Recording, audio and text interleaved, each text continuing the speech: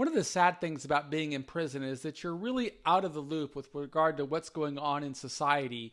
And right now, one of the things that's going on in society should be of interest of every single person who's locked up.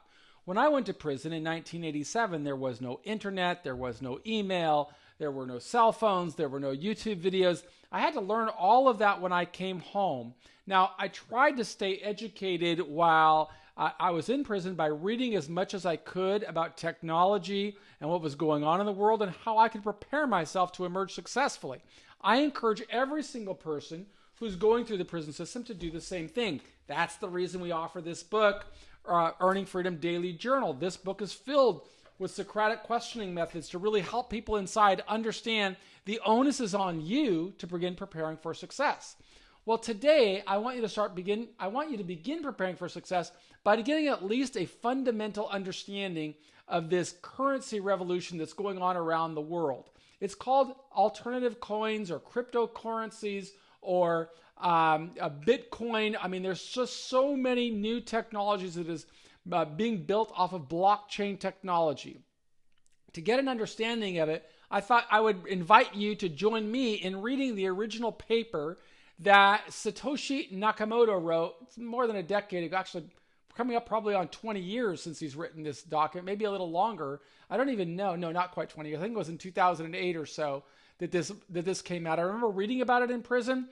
I regret not having educating myself earlier on it, because back in 2013 or 2012 when I transitioned out of prison to the halfway house, I think that the Bitcoin was trading at less than $100 a coin. Today, it's trading at more than $58,000 a coin. So it's really quite an impressive run. I mean, $10,000 put into it back then, you'd be worth what, at $100 a share? How much did you have? You'd have 100 coins. 100 coins would be worth about $6 million. So just a phenomenal run in currency on this transaction. So let's go ahead and read this together. I've never read this paper, so I thought I would take the time to read it together with you. So it's called Bitcoin, a peer-to-peer electronic cash system by Satoshi Nakamoto. Abstract. A purely peer-to-peer version of electronic cash would allow online payments to be sent directly from one party to another without going through a financial institution. Digital signatures provide part of the solution, but the main benefits are lost if a trusted third party is still required to prevent double spending.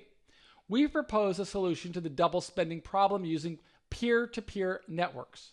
The network timestamps transactions by hashing them into an ongoing chain of hash-based proof of work, forming a record that cannot be changed without redoing the proof of work.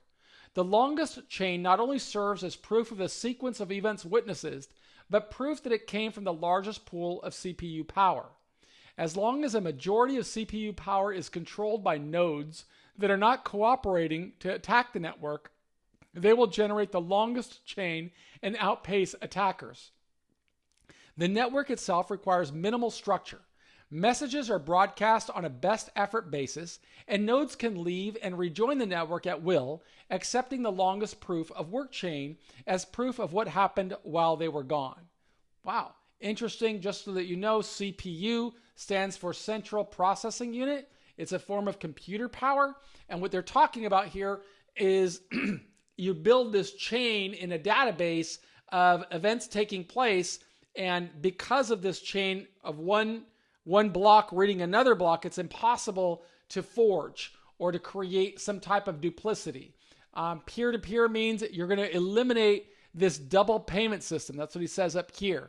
So let's go on. Double spending problem, rather, that is used in a peer-to-peer network. We propose a solution to the double spending problem using a peer-to-peer network. So let's read this here and see if we can't learn a little bit more about Bitcoin and from the original white paper. Commerce on the internet has come to rely almost exclusively on financial institutions serving as trusted third parties to process electronic payments. When the system works well enough for most transactions, it still suffers from the inherent weakness of the trust-based model. Completely non-reversible transactions are not really possible, since financial institutions cannot avoid mediating disputes. The cost of mediation increases transaction costs, limiting the minimal practical transaction size and cutting off the possibility for small, casual transactions. And there is a broader cost in the loss of ability to make non-reversible payments for non-reversible services. With the possibility of reversal, the need for trust spreads. Merchants must be wary of their customers, hassling them for more information than they would otherwise need. A certain percentage of fraud is acceptable as unavoidable. These costs and payment uncertainties can be avoided in person by using physical currency, but no mechanism exists to make payments over a communications channel without a trusted party. What is needed is an electronic payment system based on cryptographic proof instead of trust, allowing any two willing parties to transact directly with each other without the need for a trusted third party. Transactions that are computationally impractical to reverse would protect sellers from fraud, and routine escrow mechanisms could easily be implemented to protect buyers. In this paper, we propose a solution to the double spending problem using a peer-to-peer distributed timestamp server to generate computational proof of the chronological order of transactions. This system is secure as long as honest nodes collectively control more CPU power than any cooperating group of attacker nodes. Okay, really kind of high-level stuff there. Fortunately, we're going to have some more insight that will help us really break this down, that I hope will help people learn. And I'm going to be sharing some more information on Bitcoin with you in the days and weeks to come, thanks to Michael Kimmelman of The Sovereign Citizen. And more on that later. But let's continue reading this paper by Satoshi Nakamoto. Satoshi Nakamoto, a name you should know.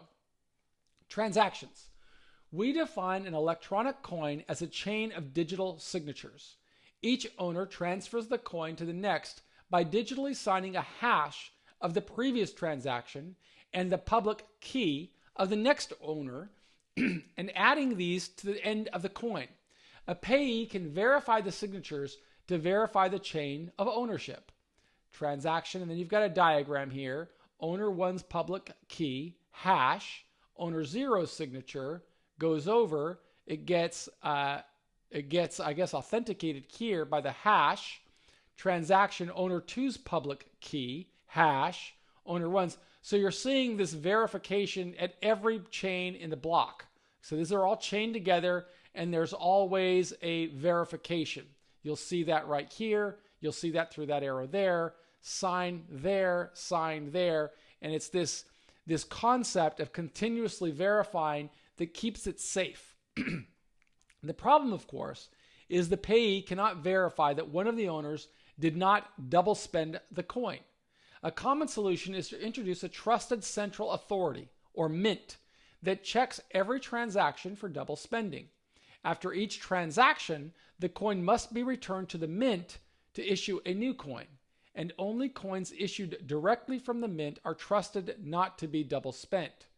The problem with this solution is that the fate of the entire money system depends on the company running the mint, and with every transaction having to go through them just like a bank. We need a way for the payee to know that the previous owners did not sign any earlier transactions. For our purposes, the earliest transaction is the one that counts, so we don't care about later attempts to double spend. The only way to confirm the absence of a transaction is to be aware of all transactions. In the mint-based model, the mint was aware of all transactions and decided which arrived first. To accomplish this without a trusted party, transactions must be publicly announced. And there's a footnote 1. And we need a system for participants to agree on a single history of the order in which they were received. The payee needs proof that at the time of each transaction, the majority of nodes agreed it was the first received. Let's see if we can find that footnote 1. Looks like it's going to be an end note. So I'm going to go back to the end of this document and look at this and see what it says about footnote 1. Oh, he just provides us with a reference. Okay, so go back to this section here. So 3, the timestamp server. The solution we propose begins with a timestamp server. A timestamp server works by taking a hash of a block of items to be time-stamped and widely publishing the hash such as in a newspaper or Usenet post.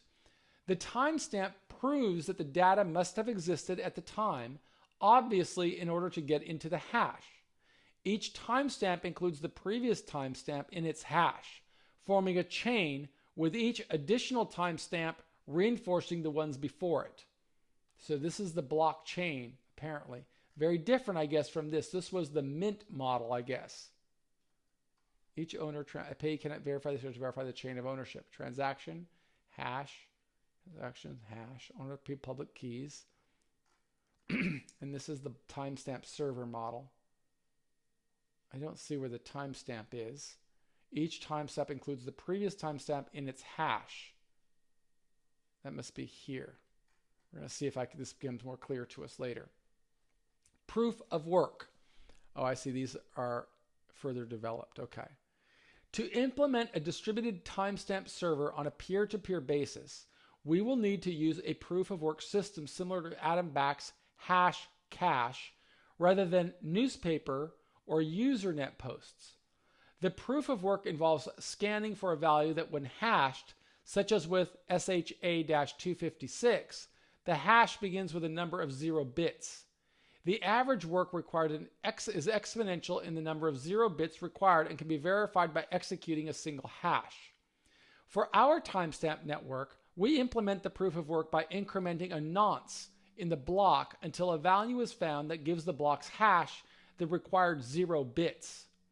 Once the CPU effort has been expended to make it satisfy the proof of work, the block cannot be changed without redoing the work. As later blocks are chained after it, the work to change the block would include redoing all the blocks after it. Okay, there's the diagram. The proof of work also solves the problem of determining representation in majority decision making. If the majority were based on one IP address, one vote, it could be subverted by anyone able to allocate many IPs. Proof of work is essentially one CPU, one vote. The majority decision is represented by the longest chain, which has the greatest proof of work effort invested in it. If a majority of CPU power is controlled by honest nodes, the honest chain will grow the fastest and outpace any competing chains. To modify a past block, an attacker would have to redo the proof of work of the block and all blocks after it, and then catch up with and surpass the work of the honest nodes. We will show later that the probability of a slower attacker catching up diminishes exponentially as subsequent blocks are added. To compensate for increasing hardware speed and varying interest in running nodes over time, the proof of work difficulty is determined by a moving average targeting an average number of blocks per hour. If they are generated too fast, the difficulty increases. Okay. Network. This is the 5th section of the paper. The steps to run the network are as follows. 1. New transactions are broadcast to all nodes. 2. Each node collects new transactions into a block. 3. Each node works on finding a difficult proof of work for its block. 4. When a node finds a proof of work, it broadcasts the block to all nodes. 5. Nodes accept the block only if all transactions in it are valid and not already spent. And 6. Nodes express their acceptance of the block by working on creating the next block in the chain using the hash of the accepted block as the previous hash. Nodes always consider the longest chain to be the correct one and will keep working on extending it. If 2 nodes broadcast different versions of the next block simultaneously, some nodes may receive one or the other first. In that case, they work on the first one they received, but save the other branch in case it becomes longer. The tie will be broken when the next proof of work is found and one branch becomes longer. The nodes that were working on the other branch will then switch to the longer one. New transaction broadcasts do not necessarily need to reach all nodes. As long as they reach many nodes, they will get into a block before long. Block broadcasts are also tolerant of dropped messages. If a node does not receive a block, it will request it when it receives it from when it receives the next block and realizes it missed one. 6 is incentive. By convention, the first transaction in a block is a special transaction that starts a new coin owned by the creator of the block. This adds an incentive for nodes to support the network and provides a way to initially distribute coins into circulation, since there is no central authority to issue them. The steady addition of a constant amount of new coins is analogous to gold miners expending resources to add gold to circulation. In our case, it is a CPU time and electricity that is expended. The incentive also can be funded with transaction fees. If the output value of a transaction is less than its input value, the difference is a transaction fee that is added to the incentive value of the block containing the transaction. Once a predetermined number of coins have entered circulation, the incentive can transition entirely to transaction fees and be completely inflation-free. The incentive may help encourage nodes to stay honest. If a greedy attacker is able to assemble more CPU power than all the honest nodes, he would have to choose between using it to defraud people by stealing back his payments or using it to generate new coins. He ought to find it more profitable to play by the rules, such rules that favor him with more new coins than anyone else combined, than to undermine the system and the validity of his own wealth. Reclaiming disk space. Once the latest transaction in a coin is buried under enough blocks, the spent transactions before it can be discarded to save disk space. To facilitate this without breaking the block's hash, transactions are hashed in a Merkle tree, 725 Merkle tree, with only the root included in the block's hash. Old blocks can then be compacted by stubbing off branches of the tree. The interior hashes do not need to be saved. And there's a diagram of what he's talking about there. A block header with no transactions would be about 80 bytes. If we suppose blocks are generated every 10 minutes, 80 bytes times 6 times 24 times 365 equals 4.2 megabytes per year. With computer systems typically selling with 2 gigabytes of RAM as of 2008, and Moore's laws predicting current growth of 1.2 gigabytes per year, storage should not be a problem even if the block headers must be kept in memory. So this is, you can see, this is coming around 2008 is when all of this began. Simplified payment verification. It is possible to verify payments without running a full network node. A user only needs to keep a copy of the block headers of the longest proof of work chain, which he can get by querying network nodes until he is convinced he has the longest chain, and obtain the Merkle branch linking the transaction to the block it is timestamped in. He cannot check the transaction for himself, but by linking it to a place in the chain, he can see that a network node has accepted it, and blocks added after it further confirm the network has accepted it. Longest proof of work chain. There's the diagram. And this is the Merkle tree. And that's the Merkle root. So you can discard this, he says, and just focus on the Merkle root. As such, the verification is reliable as long as honest nodes control the network, but is more vulnerable if the network is overpowered by an attacker. While network nodes can verify transactions for themselves, the simplified method can be fooled by an attacker's fabricated transactions for as long as the attacker can continue to overpower the network. One strategy to protect against this would be to accept alerts from network nodes when they detect an invalid block, prompting the user's software to download the full block and alerted transactions to confirm the inconsistency. Businesses that receive frequent payments will probably still want to run their own nodes for more independent security and quicker verification. Combining and splitting value.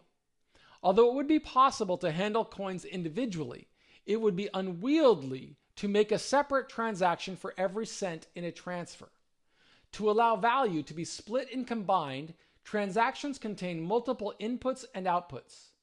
Normally, there will be either a single input from a larger previous transaction or multiple inputs combining smaller amounts, and at most 2 outputs, one for the payment and one returning the change, if any, back to the sender. Transaction in, out. Okay. It should be noted that fan out, where a transaction depends on several transactions and those transactions depend on many more, is not a problem here. There is never the need to extract a complete standalone copy of a transaction's history. Privacy. The traditional banking model achieves a level of privacy by limiting access to information to the parties involved and the trusted third party. The necessity to announce all transactions publicly precludes this method, but privacy can still be maintained by breaking the flow of information in another place, by keeping public keys anonymous. The public can see that someone is sending an amount to someone else, but without information linking the transaction to anyone. This is similar to the level of information released by stock exchanges, where the time and size of individual trades, the tape, is made public, but without telling who the parties were. Identities, transactions, trusted third parties, there you have it. As an additional firewall, a new key pair should be used for each transaction to keep them from being linked to a common owner. Some linking is still unavoidable with multi-input transactions, which necessarily reveal that their inputs were owned by the same owner. The risk is that if the owner of a key is revealed, linking could reveal other transactions that belonged to the same owner. Calculations. We consider the scenario of an attacker trying to generate an alternate chain faster than the honest chain. Even if this is accomplished, it does not throw the system open to arbitrary changes, such as creating value out of thin air or taking money that never belonged to the attacker. Nodes are not going to accept an invalid transaction as payment, and honest nodes will never accept a block containing them. An attacker can only try to change one of his own transactions to take back money he recently spent. The race between the honest chain and an attacker chain can be characterized as a binomial random walk. The success event is the honest chain being extended by 1 block, increasing its lead by +1. And the failure event is the attacker's chain being extended by 1 block, reducing the gap by -1. The probability of an attacker catching up from a given deficit is analogous to a gambler's ruin problem. Suppose a gambler with unlimited credit starts at a deficit and plays potentially an infinite number of trials to try to reach break even.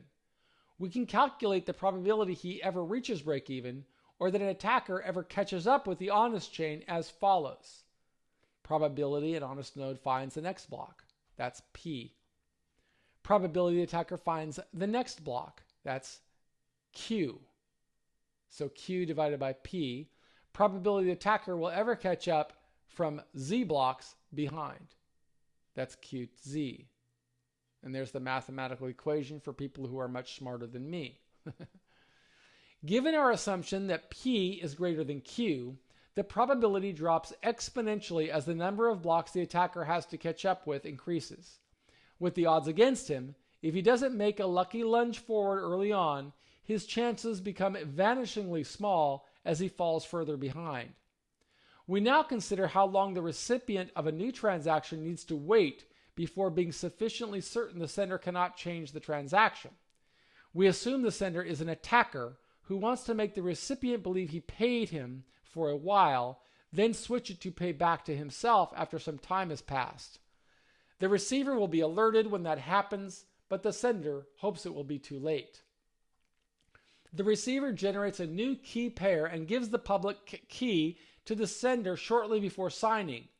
This prevents the sender from preparing a chain of blocks ahead of time by working on it continuously until he is lucky enough to get far enough ahead, then executing the transaction at that moment.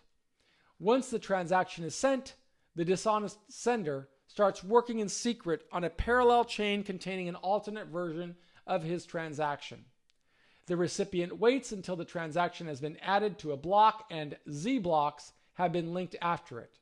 He doesn't know the exact amount of progress the attacker has made, but assuming the honest blocks took the average expected time per block, the attacker's potential progress will be a Poisson distribution with expected value.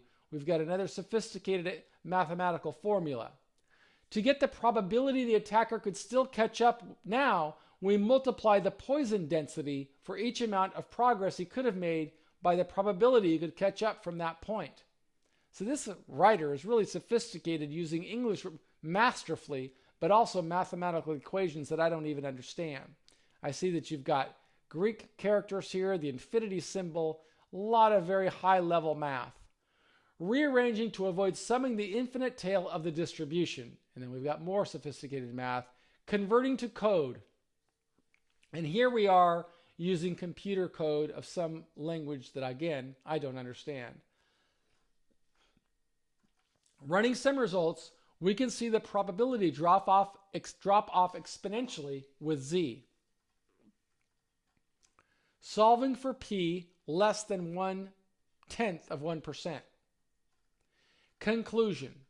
We have proposed a system for electronic transactions without relying on trust. We started with the usual framework of coins made from digital signatures, which provides strong control of ownership, but is incomplete without a way to prevent double spending. To solve this, we proposed a peer-to-peer network using proof of work to record a public history of transactions that quickly becomes computationally impractical for an attacker to change if honest nodes control a majority of CPU power. The network is robust in its unstructured simplicity. Nodes work all at once with little coordination. They do not need to be identified, since messages are not routed to any particular place and only need to be delivered on a best effort basis. Nodes can leave and rejoin the network at will, accepting the proof of work chain as proof of what happened while they were gone. They vote with their CPU power, expressing their acceptance of valid blocks by working on extending them and rejecting invalid blocks by refusing to work on them. Any needed rules and incentives can be enforced with the consensus mechanism. And there we have his sources here. Interesting. And I think that is the entire foundational paper for Bitcoin. Well, we're going to be learning more about Bitcoin thanks to Michael Kimmelman and his organization called the Sovereign Citizen. I'll have an introduction to Michael Kimmelman soon, but for now, I just wanted to start off with this by reading this white paper, Bitcoin, a peer-to-peer electronic cash system. I am Michael Santos with Prison Professors, and I want to thank you for being a member of this project that we use to try and teach and inspire people in jails and prisons across America. We produce content every day, always encouraging people to invest in themselves as we teach in our daily journal. Learn as much as you possibly can and expand your knowledge every single day so that when you do come back to society, you come back strong with your dignity intact. We believe in you, and we encourage you to keep learning. Invest in yourself, and don't expect the government to change your life. You can do it on your own. Thanks so much for being a part of our program, and if you're watching this outside, please subscribe to Prison Professors. Thank you.